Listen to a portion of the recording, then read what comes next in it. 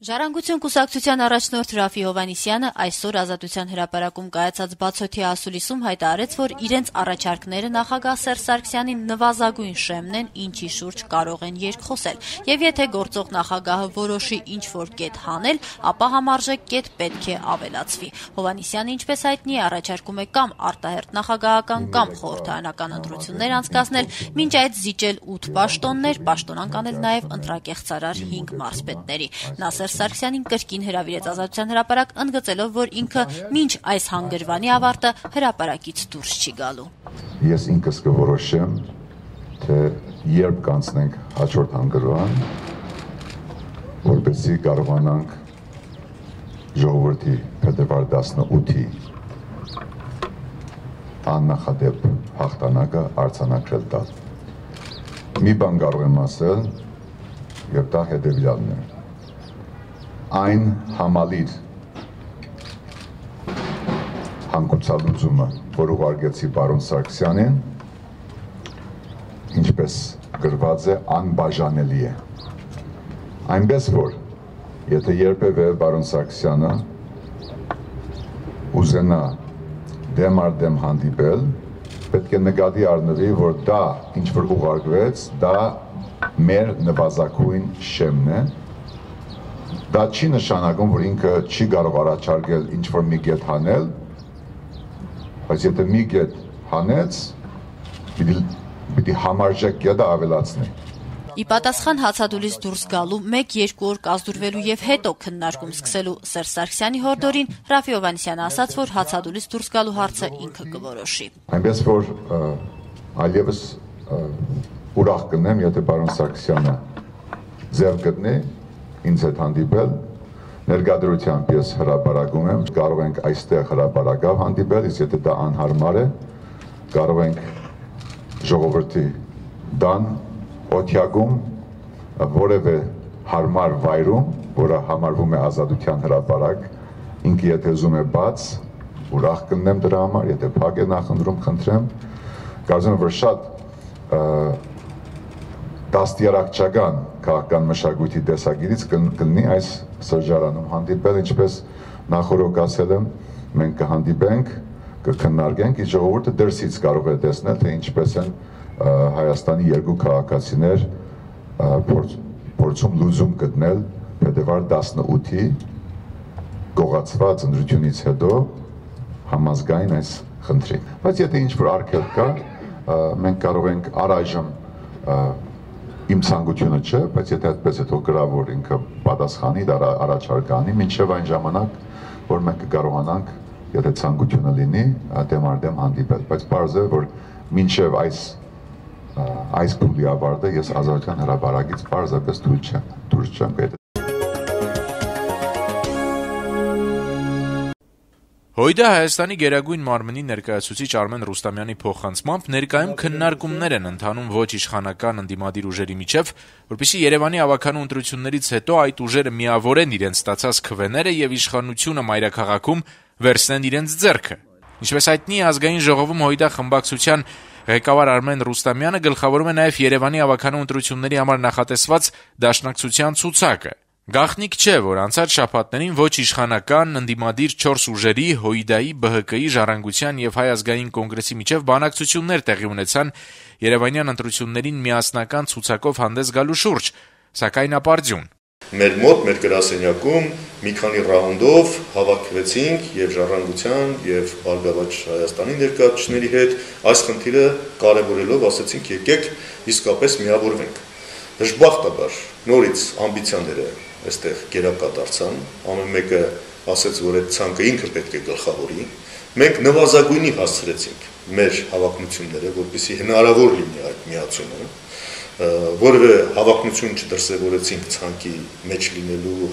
տոկոսի առումով, տարբեր հարաբերակցությունների առումով եւ գլխավորելու առումով մենք ասացինք խնդիր չունենք, դուք իրար հետ համաձայնվեք, մենք պատրաստ ենք այդ ցանկում լինել եւ մեր ողջ ներուժը ներդնել դրա հաջողության համար, դժբախտաբար դա տեղի չունեցավ։ Կոնգրեսի հետ ինչու չէիք բանակցում, դուք նշեցիք։ Ես ասացի, որ նախնական խոսակցությունները այս երկու կուսակցությունների հետ եղել էին այսպես 2-2 եւ մենք ուզեցինք, որ մի հատ հնարավորությունը տեսնենք, եթե ստացվում է, բնականաբար կոնգրեսի հետ էլ պետք է սա ավելի ընդլայնել։ Սակայն եթե մեզ նախընտրական դաշինքը չհաջողվեց, մենք փորձելու ենք ձևավորել յետընտրական դաշինք, շարունակեց Ռուստամյանը։ Կան բանակցություններ այդ առումով։ Այսպես երկկողմանի մի քանի ուղղություններով խոսակցություն եղել է, ես գիտեմ, որ դրա մասին ՀԱԿ-ն է կարծես նաև հայտարարել, որ ճիշտ է գտնում այդ մոտեցումը։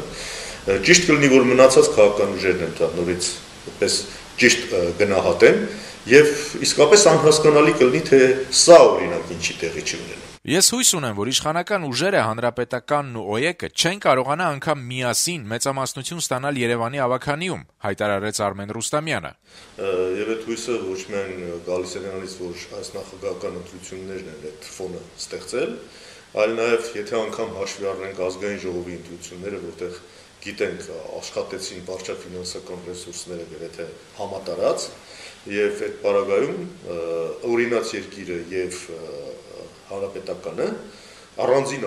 նախ որևէ 40%-ը չհաղթարեց, միասին էլ 50%-ը չեն հաղթարել։ Համամասնական, եթե ձայները նայենք։ Դաշնակցության ներկայացուցիչը ընդգծեց, որ ընդդիմության հաղթանակը Երևանում ի վերջո թույլ կտա կոտրել այն միակուսակցական համակարգը, որը ձևավորվել է Հայաստանում, եւ որն է երկրում ստեղծված քաղաքական, սոցիալ-տնտեսական ճգնաժամային իրավիճակի պատճառը։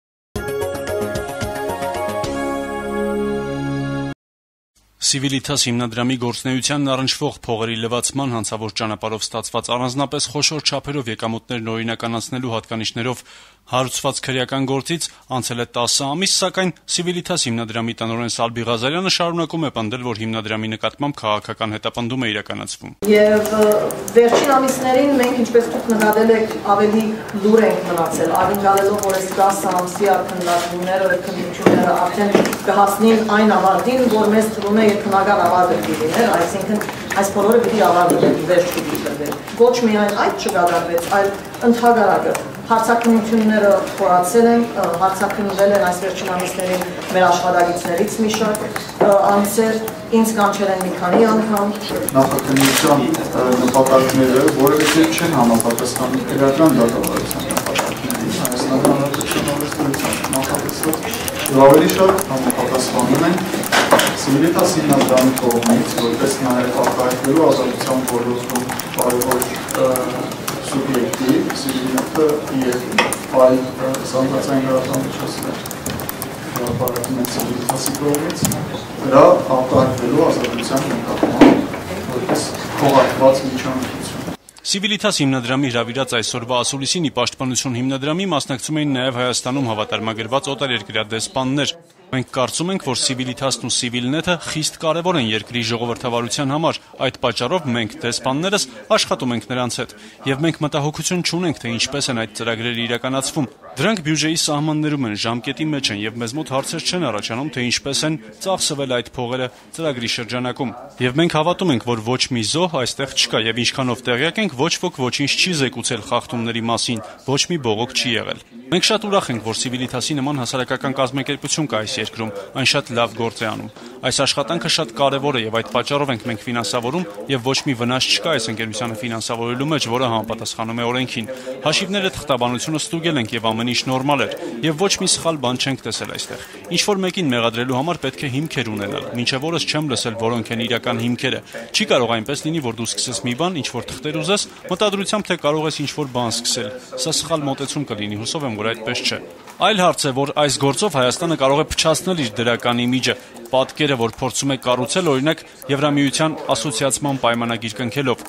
ինչը մեզ գոհացնում է, բայց այսպիսի բաները կարող են վնասել այդ պատկերը։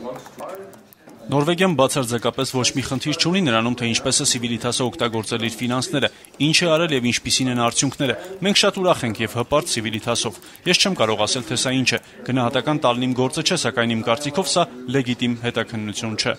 Դեսպաններին հարցրեցի, կարելի է արդյոք նրանց հնչեցրած գնահատականները համարել կոչ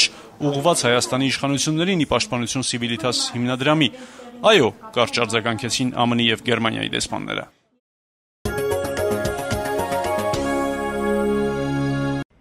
Մի քանի տարի առաջ կառավարության որոշմամբ բոլոր տաքսու վարորդները սպիտակ պետհամարանիշներից անցան դեղինի, այսպիսով մտնելով օրինական դաշտ։ Դրանից հետո սպիտակ պետհամարանիշներով տաքսիները համարվեցին ոչ օրինական, դեղիններն օրինական։ Այսօր էլ նույն կառավարությունը նոր օրենքի նախագիծ է առաջ քաշում, ըստ որի դեղին պետհամարանիշ ունեցող տաքսու վարորդները հիմա էլ պետք է հետքայլ կատարեն դեղինից անցնեն սպիտակ պետհամարանիշի եւ տաքսու տարբերանշանից բացի մեքենայի դիմապակուն փակցնեն համապատասխան լիցենզիան, որն էլ ցույց կտա, որ տաքսին շահագործվում է օրինական դաշտում։ Վարորդները դժգոհում են, թե պարբերաբար օրենքներ փոխելով արդյոք կառավարությունն իրենց մասին է մտածում։ Դեղին ամեն տեսակետից ավելի հեշտ է։ Գործող օրենքով բոլոր հնարավորությունները ընձեռնված են կառավարությանը, որպեսզի օրինականացնի գոնե 95%-ով դաշտը 100 չենք ասում։ Գնացեք օրինականացեք դաշտը, մենք կսպասենք տարի ու կես կպահեք, օրինականացնեք, կարողանաք մի տարի պահեք 95% գոնե օրինական մակարդակի դաշտը։ Նոր եկեք բերեք ձեր նախագիծը, մենք էլ աջակցենք ձեզ։ Այսօր անհատ տաքսու վարորդների կազմակերպած բողոքի ցույցին ներկա էին նաև տրանսպորտի եւ կապի նախարարն ու փոխնախարարը։ Նախարար Գագիկ Բեգլարյանն ասաց, որ ժամանակին իր հետ ունեցած նմանօրինակ հանդիպումների ընթացքում տաքսու վարորդները նշել են, թե իրենք ցանկանում են սեփական մեքենայով հարսանիքի գնալ առանց դեղին պետհամարանիշի, որ նրանք ցանկանում են բուժզնման համար գումար չմուծել, վատ տեխնիկական ստուգման համար գումար չվճարել եւ այլն։ Բեգլարյանն ասաց, որ քննարկվել են այս բոլոր հարցերն ու իօգուտ վարորդների օրենքը փոփոխելու կարիք կա։ Դեմ առ դեմ այսօր հանդիպելով վարորդների հետ Բեգլարյանը նախ ինքը նրանց հարցեր ուղղեց, հետո լսեց վերջիններիս մտահոգությունները։ Հիմա բոլորը մտնելու են օրենքի դաշտ։ Հավասարություն լինելու։ Օրինական անօրինականից Ինչքան գումար են մոտավորապես խնայելու տաքսիստներ ամսական։ Ամսական 15000 դրամ իմ սուբյեկտիվ հաշվարկով, որովհետև ես անհատների հետ եմ խոսել, այլ թվեր են ասում։ Ոչ մի բան չեմ մուծելու, պարոն Բաբյան։ Ոչ։ Այդ գումարները չես մուծելու։ Ձեր ասած գումարը ասեցիք 15000, հենց նոր հնչից է։ Հա։ Էդի ես հիմա այդքան եմ մուծում, էդի նշանակում է չես մուծելու։ Չէ, փաստորեն դու չգիտես էլ որ չես մուծելու։ Պետության չէ, սեփական բիզնեսին հարկերից ես դու հարցնում, հարկեր տես։ Չէ, նոր պարոն Բեգլարյան Բուժ ծառայության համար ինչքան գումար ես մուծել։ Ես ամիսը վճարում եմ 18000, որից 15000-ը էդի 5000 եկամուտահար, 10000 ինչ որ հարկ է։ Պենսիոնին է գնում արտոնագրային վճար։ 5000-ը չես վճարում։ Պետական էլ այդ 5000-ը չես վճարում, վճարում ես 12000 դրամ ամսական։ Այն մնացած գումարները բուժ ծառայություն, ծեղ զննում, հաշվապահական չես գումարը վճարելու։ Ամենաառաջի հարկի վրա ամիսը 500 դրամ է բարձրացել, երբ որ մենք քեզ էս մի կողմից, երբ որ դու բուժ ծառայության գումար չես վճարում, եթե բուժ ծառայության վճար չես վճարում, ամսական 5000 դրամ ես շահում։ Եկամտահար Բացի ապայից Մնացած իմ ասած հարցերի հետ հարց կա, ձեր մոտ հարց առաջացավ։ Հասկացանք հարցը։ Լավ է թե վատ է, մենակ ճիշտն ասեք։ Լավ է, 18000-ը։ Լավ է, մի հատ բարձր ասեք, լավ է թե վատ է։ Երկու ամիս հետո կարող է որոշենք 20։ Ոչ։ Դուք կարող ասեք հերը ձեզանից պարոն Բեգլարյան։ Մեռնեմ։ Չէ։ Առաջ գնա։ Լսի, պարոն Մենք իսկ այս խոսակցությունը որ ասենք ելնա բոլոր սերվիսի տակ։ Մի հատ ես ուզում եմ լսեմ, իմ բացառածով, լավա թե վատ։ Մի հատ լավա բարձր ասեք, տղա եք։ Պարոն Բեգլարյան, լավա թե վատ։ Լավա։ Վարորդները դժգոհում են, որ հունվարի 1-ից փոփոխված հարկային փաթեթով եւ ավելացված հարկերով տաքսիների արտոնագրային վճարը նախկին 7000 դրամի փոխարեն դառնալու է 9500 դրամ։ Այս թվին ավելանալու է 5000 դրամի եկամտային հարկը, տարեկան 25000 պետ турքը, ապայի վճարը եւ խոշոր հաշվով օրինական դաշտում աշխատող տաքսիստները անօրինական դաշտում եղածների համեմատ տուժելու են։ Բեգլարյանն էլ վարորդներին ասաց, որ իրենց ունեցած տեղեկությունը սխալ է։ Այսօր մի քանի հականեր կան, որոնք գումարներ են, բավականին մեծ գումարներ են կորցնում, որ աշխատում էին տաքսի վարորդների հաշվին։ Երբ որ զրուցում ես վարորդների հետ, դուք բոլորդ նկատեցիք, վարորդները միանգամից հասկացան ու շատ շնորհակալ են։ Մնացածը դա բոլորը դերակատարումներ են, մնացածը դա բոլորը շոու է, որ մարդիկ կատարում են, որպեսզի այն վարորդները, որոնք մանրամասը չեն տիրապետում, այդ մարդկանց հաշվին գումարներ աշխատեն։ Պարոն Բեգլարյան, մի հատ հստակ ասեք, նախկին ինչքան գումարի փոխարեն այսուհետ ինչքան են ուծելու վարորդները։ Որն է փոփոխությունը։ 5000 դրամ բուժ ծառայություն ամսական չէին տալիս էին, հիմա չեն տալու։ 10000 դրամ հաշվապահական թղթերի դիմաց տալու էին, հիմա չեն տալու։ Արդեն ամսական 15000 դրամ յուրաքանչյուր վարորդ չի վճարելու։ Վճարելու է որքան։ վճարելու է միայն 12000 դրամ եւ աշխատի։ Լիցենզիան չէ, գիտեք, նա ոչ հարկային դաշտում է վճարում, սա պետական հարկը վճարելու է եւ աշխատի։ 2014 թվականի ֆուտբոլի աշխարհի առաջնությանը մասնակցելու խնդիր Հայաստանի հավաքականի առջև դրված չէր։ 3 Հայաստան-Չեխիա խաղից հետո տեղի ունեցած մամլո ասուլիսում հավաքականի գլխավոր մարզիչ Վարդան Մինասյանը ասաց, որ հավաքականը որակյալ խաղ է ցուցադրել։ Իսկ թե ինչն է պատճառը, որ արդյունք չունենք, նա դժվարացավ ասել։ Իսկ ով ասել, որ մենք Բրազիլիա ենք գնալու։ Երբևէ լսել եք ինձանից։ Հարցը դա չի, թե ես շանս կա թե չկա, բայց համենայն դեպս մենք մեր առաջից խնդիր չէինք դրել, որ անպայման գնալու։ Հենց խաղեր, որ ինքը ով գոլ խփել առաջինը այդ թիմը կրելու էր, որովհետև խաղի ընթացքը դա է ցույց տալիս։ Մարզչի այս հայտարարությունը արդեն հասցրել է մեծ աղմուկ բարձրացնել համացանցում։ Շատերը չեն հասկանում, թե որն է Հայաստանի հավաքականի առջև դրված խնդիրը, եթե ոչ միջազգային առաջնություններին մասնակցելը։ Մի քանիսն էլ գրել են, որ հոգնել են գեղեցիկ ֆուտբոլից։ Ցանկանում ենք տեսնել տգեղ ֆուտբոլ, բայց արդյունք ենք ուզում։ Հայ ֆուտբոլասերներից շատերը պարտության մեջ մեղադրում են հենց Մինասյանին։ Սոցցանցերում հարց են բարձրացնում, թե ինչպես է ստացվում, որ այսպիսի հրաշալի ռմբարկուներ ունենք, ովքեր փայլում են իրենց թիմերում, բայց հավաքականի կազմում այսպիսի ցածր մակարդակի ֆուտբոլ են ցուցադրում։ Խաղից հետո մարզադաշտը լքող երկրպագուները Ազատություն ռադիոկայանի հետ զրույցում խոստովանեցին, որ թեև հիասթափված չեն, բայց ավելին էին սպասում։ Դե չի կարելի ասել հիասթափված ենք, բայց ամեն դեպքում ավելին էինք սպասում։ Խաղից հիասթափված եք։ Ոչ, բնականաբար տխրություն, հիասթափության ալիք բնականաբար կարող եք կայ ժողովրդի մոտ, բայց լոզունքն է ասպառավատ անացորդ նվիրում։ Վարդան Մինասյանի այն կարծիքին, թե մեր հավաքականը գեղեցիկ խաղ է ցուցադրել, համաձայն չէ ֆուտբոլային մեկնաբան Սենիկ Կարապողոսյանը։ Մեր հիմնական թերացումը փաստորեն առաջնագծում էր։ Չէ, ես չի ասի առաջնագծում էր, ես կասեի խաղադաշտի կենտրոնում այստեղ արդեն զգացնել տվեց մի շարք հիմնական կազմի ֆուտբոլիստերի բացակայությունը։ Հնարավորություններ կունենանք մենք արդյոք էլի այսպեսի թե արդեն վերջ։ Չէ, վերջի ուղղակի վատն է, որ հիմա շատ ավելի շատ բաներ մեր մրցակիցների ձեռքերում է, ոչ թե մեր ձեռքերում, այլ արդեն մեր մրցակիցների ձեռքերում է ու դա ֆուտբոլում ամենավատն է, ամենասարսափելին։ Այսինքն մենք մեր հույսը ավելի շատ պետք է դնենք, որ Իտալիան հաղթի Չեխերին, Իտալիան հաղթի Դանիային, Իտալիան թեկուզ թող առաջի տեղով դուրս գա, երկրորդ տեղի համար մենք շարունակենք պայքարը, իսկ բայց մնում է ուղղակի հաղթենք, մեր բոլոր մնացած հանդիպումներում հաղթենք։ Այս խաղից հետո մրցաշարային աղյուսակում Հայաստանի հավաքականը 3 միավորով նախավերջին տեղում է։ Հաջորդ ընտրական հանդիպումը հավաքականը կանցկացնի հունիսի 7-ին, հյուրընկալելով Մալթայի հավաքականին։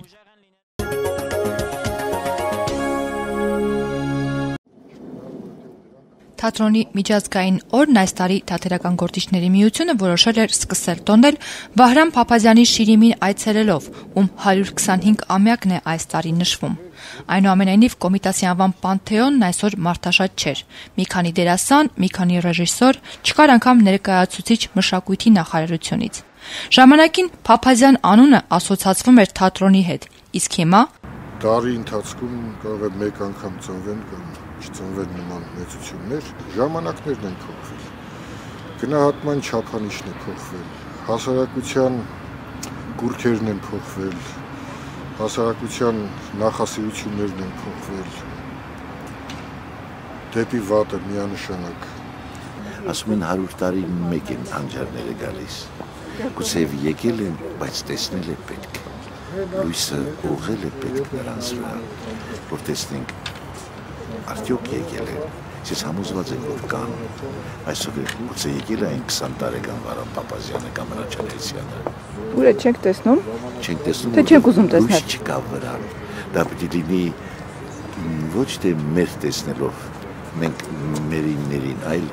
ժողովուրդը պիտի տեսնի, իսկ լուսարձակը պետության ձեռքին է։ Դա մի ունիկալ սերունդ էր, ունիկալ թատերային սերունդ էր։ Նրանք գիտեին, որ ներկայացման պետք է ներկայանալ ոչ թե 5 րոպե առաջ, ներկայացում սկսելուց, այլ ժամ-ժամուկես առաջ։ Նրանք գիտեին, որ կա գրիմի կուլտուրա, նրանք գիտեին, որ պետք է ընդհանրապես ներկայացուցիչ առաջ մտնել բեմ, շոշափել ռեկվիզիտը, շոշափել կահույքը բեմական, որ ժամանակ ապրել այդ դեկորացիայի աուրայում։ Հիմա մի տեսակ ամեն ինչ շատ պարզ ու հեշտ է դառնում։ Տարին մեկ միայն մարտի 27-ին թատրոնի խնդիրների մասին խոսելով հարցը չենք լուծում։ Թատրոնը ինքը տեղով խնդիր է, դրանց պրոպագանդումը ոչ մեկին անհրաժեշտ չեն, ոչ մեկին պետք չեն։